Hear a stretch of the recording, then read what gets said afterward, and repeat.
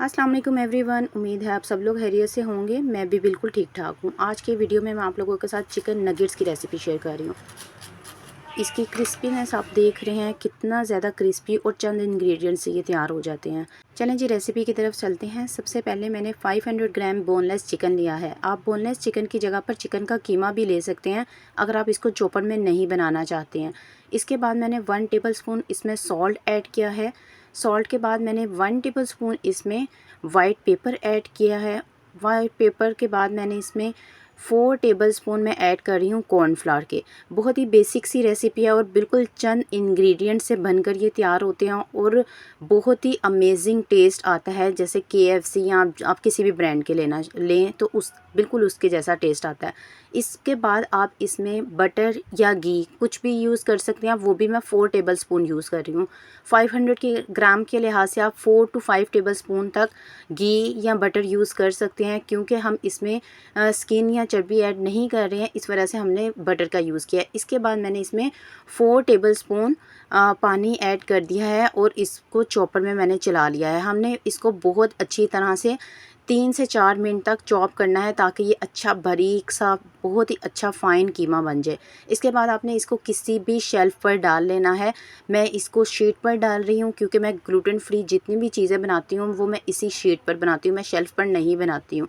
तो इस वजह से आप भी अगर ग्लूटेन फ्री के साथ काम कर रहे होते हैं तो आप कोई ऐसी एक शीट रख लें जिस पर आप सारा काम कर सकें।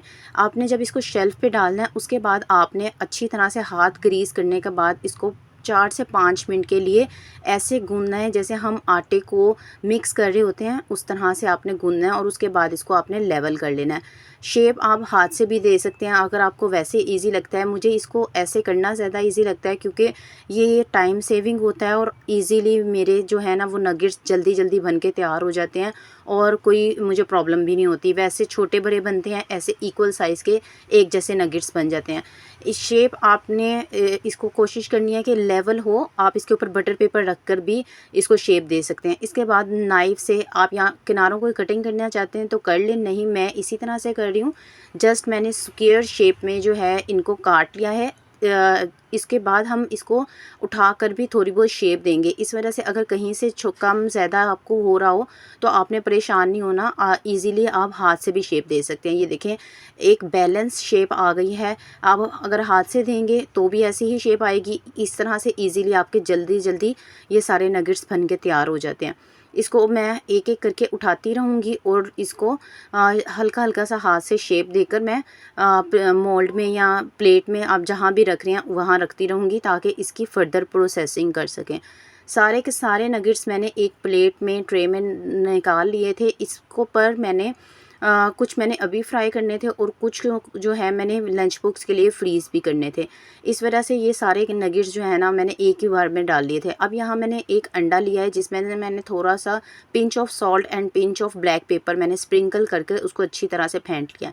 अब ग्लूटेन फ्री नगेट्स हैं तो ब्रेड तो मैं यूज़ नहीं कर सकती हूँ। अगर आपके पास ग्लूटेन फ्री ब्रेड है तो वो आप यूज़ कर सकते हैं, नहीं तो उसके रिप्लेसमेंट में मैं यहाँ चावलों का आटा 3 टेबलस्पून लिया है और उस पर मैंने एक लेस जो बेसिक साल्टी फ्लेवर होता है ना वो मैंने इसमें ऐड किया है। ये आप इस यूज़ कर सकते हैं। मेरी बेटी को इससे कोई भी प्रॉब्लम नहीं हुई। बहुत से सीलिक बच्चे ऐसे हैं उनको इससे कोई प्रॉब्लम नहीं होती है, तो आप भी ये यूज़ कर सकते हैं। लेस जो सॉल्टी होता है वो, इसके अलावा कोई और नहीं।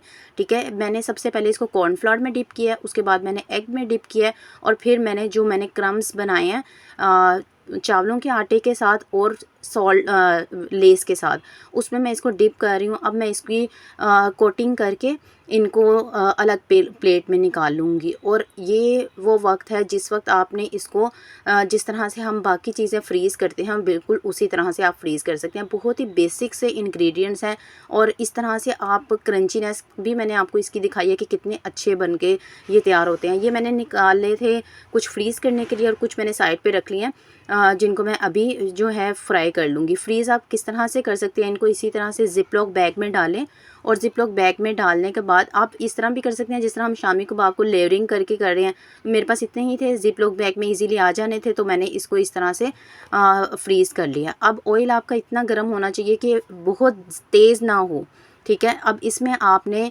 जितने नगेट्स फ्राई करने हैं उतने फ्राई करने के लिए डालें, बहुत ज़्यादा ओवरलोड आपने नहीं करना, और आपने तब तक चम्मच नहीं चलाना जब तक ये हल्के फ्राई होकर ऊपर ना आ जाएं। ठीक है, जैसे ये हल्के हल्के से ऊपर आने शुरू हों, आपने इसके बाद इसकी साइड चेंज करनी है और उसके बाद आपने निकाल लेने हैं। अब ये नगेट्स आप देख सकते हैं ग्लूटेन फ्री बनाए हैं। बहुत ही इशू होता है बच्चों के स्कूल के लंच बॉक्स में क्या दें या इवनिंग स्नैक्स में क्या बनाएं। ये ट्राई करें और मुझे इसका फीडबैक ज़रूर दें कमेंट सेक्शन में। इसके साथ ही मुझे इजाज़त दें, अपनी दुआओं में मुझे याद रखिएगा। टेक केयर, अल्लाह हाफिज़।